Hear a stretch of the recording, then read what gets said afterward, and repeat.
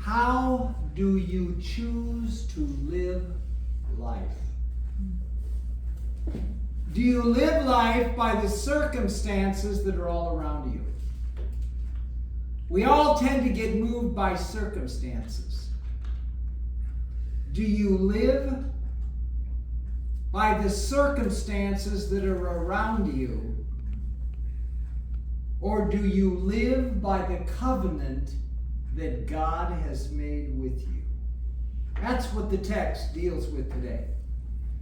Do you live with the circumstances of life, or do you live with a covenant that God has made? You see, circumstances can come and go like an arrow shot from a bow.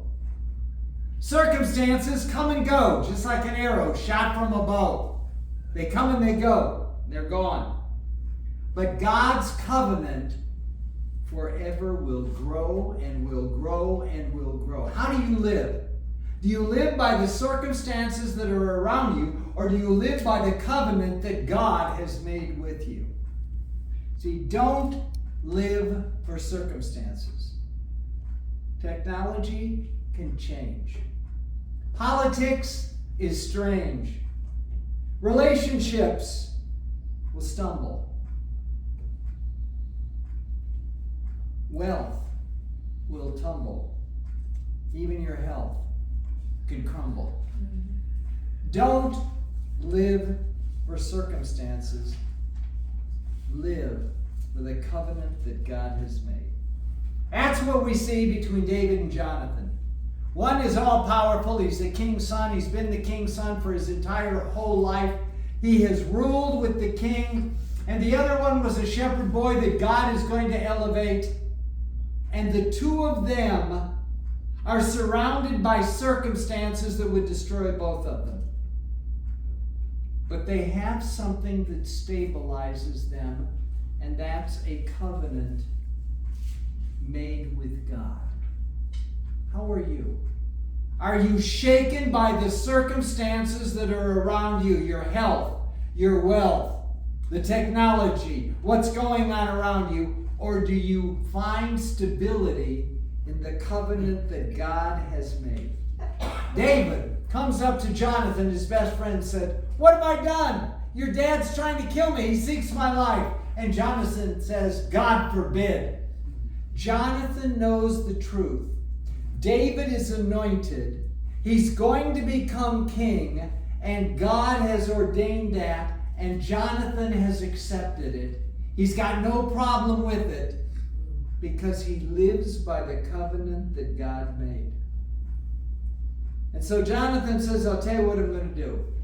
I'll talk to my dad in the field. I'll get him away from everybody else, get him out from the palace, get from the people and the gossip and the garbage, get him away. I will get him with me, and I will find out from him exactly what he is seeking and what he wants to do. I'll find out what he wants to do." So David proposes a plan. He says, this is the full moon. What happens on the full moon is that the king requires all of his 27 greatest soldiers, his 27 greatest men. He brings them all in and he has a feast, and they all eat together like King Arthur with the Knights of the Round Table. And he brings all these 27, these great soldiers, he brings them together, and he listens to the gossip that they say so they don't get too far away from him. He listens to what they talk about. He asks what's going on, and he brings all of them, the great ones, to himself. Once a month, they all come together and they eat at the round table with him. And he takes an assessment of them. And so that's what's going to happen. He brings them to the round table there. And David says, "I've got a plan. And the plan is this. I won't show up the first day. I won't show up the second day. I won't show up the third day." Now I want to tell you something, Jonathan. If your dad is really mad, it's because he plans to kill me. If he doesn't care, if he's not the least bit worried about it, then everything between me and him is okay. But if he is angry that I am gone, I want to tell you, that he is going to destroy me. He has a plan to let the circumstances of life speak through what they're going to do. And so he says, I will do that. It's always best to test people. And here's the test for the king. If he's angry, he wants to kill David. And Jonathan said, let us go out in the field and talk. And so Jonathan and David go out in the field. And I like the way it says it in the King James Version, verse 17. And he sware a covenant among the families, for he loved him as his own soul. The two of them were bound by a covenant of God. There was three involved in this covenant. There was David, there was Jonathan, and there was God. When you have a covenant that includes God, you can find stability in the midst of crazy circumstances of life. Is there anybody who's going through crazy circumstances of life? I think all of us are being pulled in that direction. And the covenant is beyond the circumstances of life. That's what God lays out in the text. The circumstances will come and go like an arrow shot from a bow. Any which way it can go. But a covenant with God is forever. And that's what God is trying to teach them, and it's what God is trying to teach us. And so then Jonathan comes up with a plan. He says, I've got to convey something to you, and I don't know how to do it, so what I will do, I will take and I will go out to the field, you hide in the field, and I will shoot my arrows. I will bring a lad, and I will tell the lad, the arrows are way beyond you. Go out, go out, go out. That means you better get out of here because my father is after you. But if I tell the lad, the arrows are close, come in, come in, come in. This is a beautiful plan because the young man who's going to do the work doesn't know the plan. See, there is a reality here that you can be in the midst of a bunch of circumstances and you don't know anything if you're not in on the covenant.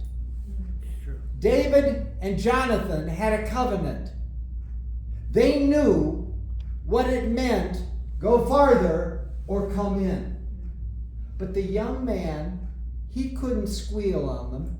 He couldn't tell on them. He couldn't be tortured out of him because he didn't know what role he had to play. The circumstances of life do not control your life. The circumstances of life do not control my life.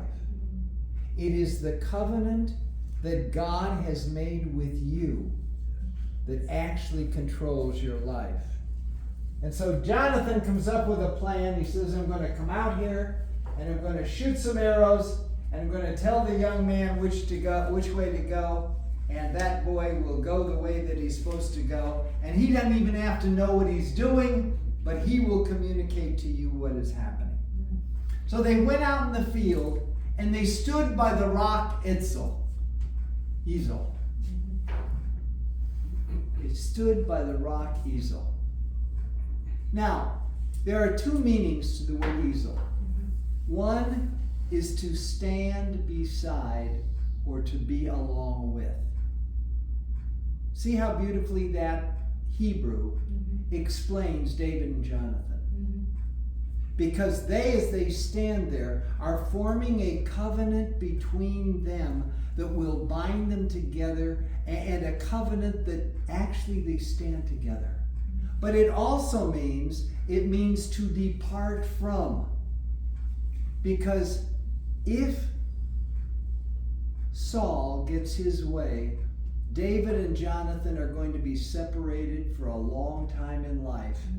And when you are separated from those that are around you in the circumstances of life, does it not take a covenant to make you firm and sure of them? When you have a covenant with somebody, you can trust their word. When you have a covenant with somebody, you can trust their actions. When you have a covenant with somebody, you can trust what they say to you. And so they have a covenant. And even though he has to depart, and I like the way they do it in the Old Testament. Mm-hmm. Because in the Old Testament, when they want to make something clear or make something firm, they will choose a rock, they will choose a monument, they will choose a memorial, and then they will name it. And every time they go by, they say, that's Ezel. That's Ezel. That's where David and I stood together. And every time you see that rock, it reminds you of something that was firm and clear in the past. I like it in the Old Testament because they always did it in a physical sense. We try to do a lot of these things in the abstract and we lose them. We don't know how they fit. But what we have here is David and Jonathan standing by this rock, saying, as long as that rock is there, my covenant with you, bound by God, will be a blessing. Behold, the Lord is with me, and the Lord is with thee. Verse 23. That rock stands for the relationship that they have together, that they are there. An eternal covenant, a vow, a promise, a bond between two people.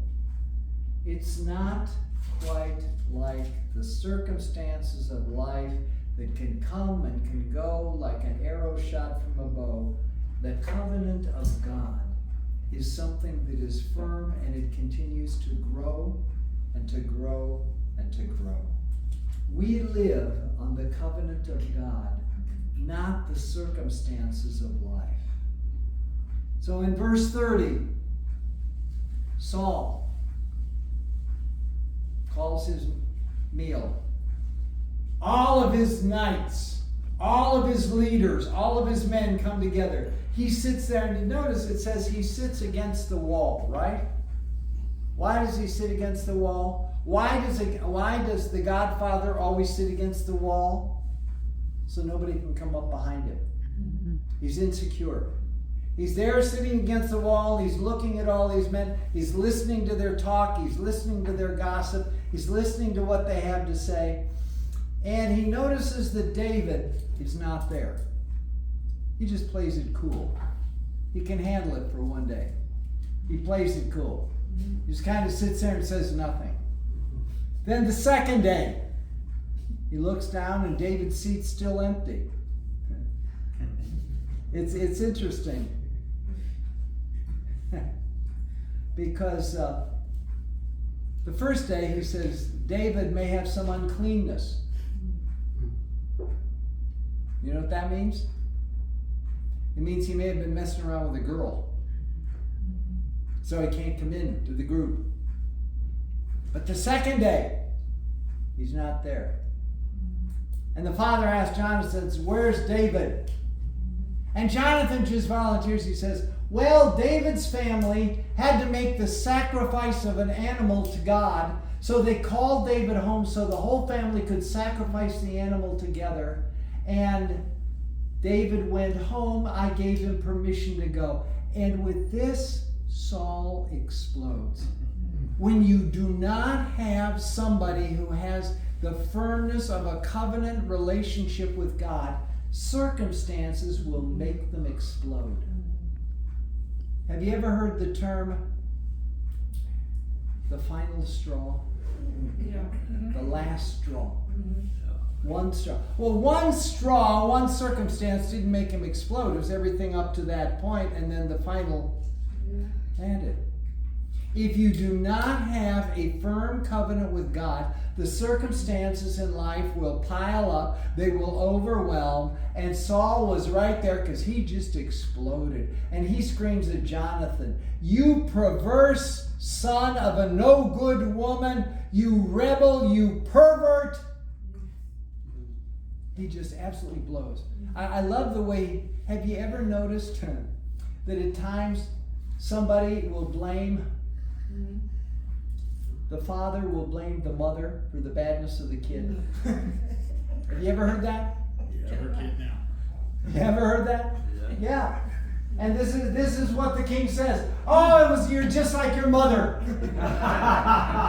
You're just like your mother. You're perverted. That means you're totally twisted up. Well, he was only twisted up in relationship to what the king wanted him to do, the circumstances of life. He wasn't perverted in relationship to what God wanted him to do, but the king was all twisted because you're living in a world where people will call you perverted when they're perverted. They'll call you a rebel when they're rebellious. I mean, they've done everything they can in our culture to throw out the Ten Commandments, to destroy the law of God, to get rid of God's relationship for people living together. They've done everything they can to destroy it. And then they say, you're the crazy one when you say they're wrong. And Saul is just like that. Oh, you perverted, rebellious son of a no good woman. He lays it right out there. Don't you realize that as long as David lives, you'll never have the throne? You're not even protecting your own throne. See, the point in life, as we look at it from this text, do you want the throne, or do you want to be in the will of God? That's a hard choice sometimes. Do you want to fit in with society? Do you want to be the king? Do you want to be the leader? Or do you want to fit in with God and what God says, that you may be second to him because God has chosen him? He lays it out so clearly in the text that Jonathan understands his relationship with David in relationship to God, the Heavenly Father. And the father, Saul, is just so angry. He just absolutely explodes.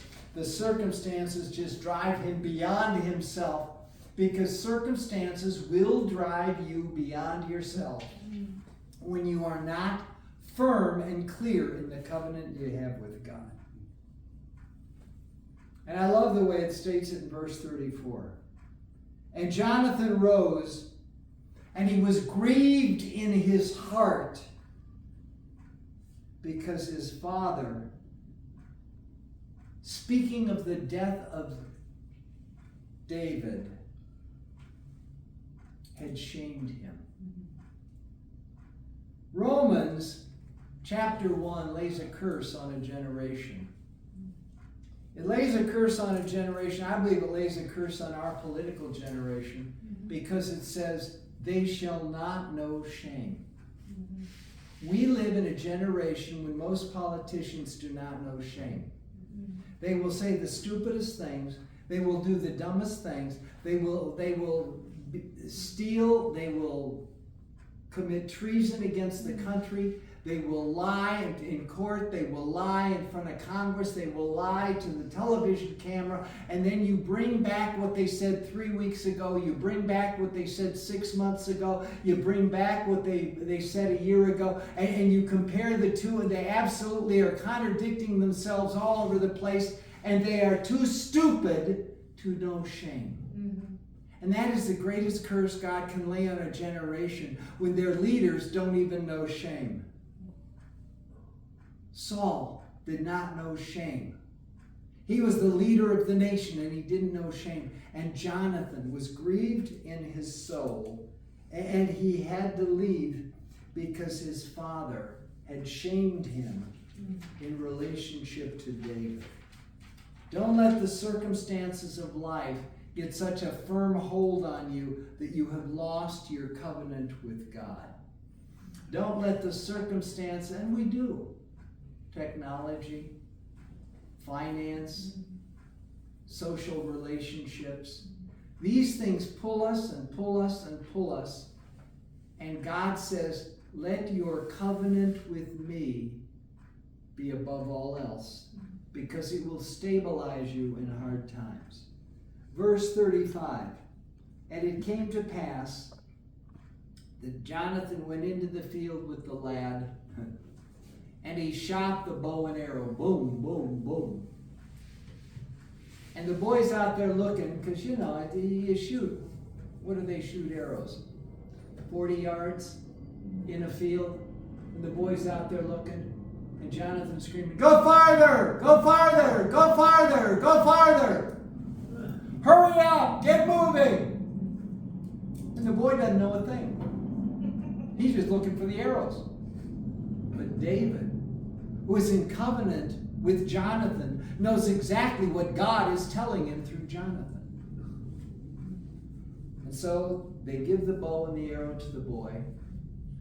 Jonathan says, "Take this back to the palace." So he goes and he takes it back to the palace. And David is there with Jonathan. And once again, David and Jonathan do something. For Jonathan, after the lad was gone, David arose and they said, "Go in peace, for the Lord is with thee and with me. The Lord is between me and thee." When you have a covenant between you and someone else in relationship to your call, your ministry, your job, your friendship, when you have this kind of a covenant relationship, it's like he's holding a telephone on one end, you're holding a telephone on the other end, and God is the wire in between. A covenant binds two people together by the promise and the power of God. And this came out very, very well in the future, because in the end, God saw that every one of Saul's descendants were destroyed in war. Every single one of them, except one little boy who, in the midst of a war, his nurse was running with him and dropped him and broke both his ankles. And he hobbled from then on. He was a cripple. He was the only one of Saul's family that was left. And David said, "Where's Mephibosheth? Where is the boy? Bring him to me. Bring him to me." And that boy ate at David's table for the rest of his life. Jonathan understood to make the covenant by God, and David fulfilled that covenant.